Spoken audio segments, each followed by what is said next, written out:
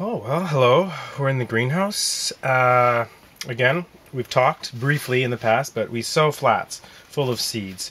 And in a way of saving space and making things smooth and flow through the greenhouse, start in a little flat, and then we get to a stage when the plants get this big, which we call pricking out. Very, very, very delicately and gently, I break these apart. And these are green Goliath broccolis. And what we're doing here is we don't want to wait so long that we end up damaging the roots, but these now have what we call true leaves. These are cotyledons, the first leaves that a plant makes out of their seed, and then we have the leaves called true leaves, which look a lot like the rest of the leaves. So this is exactly what a broccoli leaf looks like in a miniature version.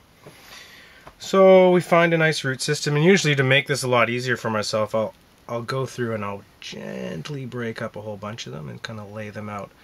Part of being a good gardener is we're always selecting for the strongest and the healthiest plants.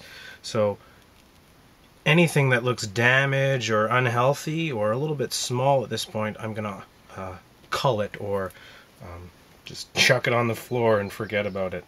So I have a nice plant, healthy root system, all white and alive. And you want the flat to be a little bit on the dry side, not bone dry, but not sopping wet. We want it right about here. So I would water this flat today if it was to stay in the greenhouse, but here it is. All the roots are out. Get over to my flat.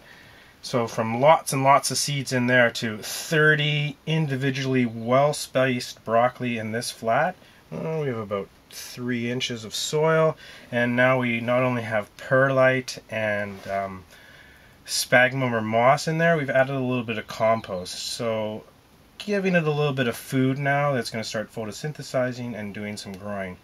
These will stay in here for approximately a month. We want to move these broccolis by the time they're working on their 5th to 8th true leaf. So here we go. We're being really gentle not to touch the roots. I'm holding it by sort of right there at where the stem and the leaves meet. Other people hold them by their cotyledons, but however you go about doing it, we're doing it very, very gently. I make a hole in my flat, put the roots into the very bottom. What we want to never do is J-root something, which is putting the roots up like that. Anyone that's done any tree planting will be really familiar with this term. So we're going to let the roots hang down low. Put the roots in right to the very bottom and place it to where I want the final level to be, and I'll throw in a little bit of dirt. These plants are gotten a little stretchy because they've been fighting for the light in there, so I'm kind of pushing it down a little bit.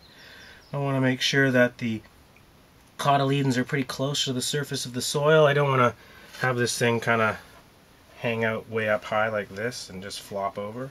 I want to bury it down here into the ground so it's got a nice firm attachment. Placed into the ground. 30 of these. And the nice thing about standardization in your garden is I know I have to have 400 bed feet of broccoli for my forced sowing. Each of these represents about 25 feet of that. So here we go. We have about 18 of these flats to prick out today, and yeah, pricking out.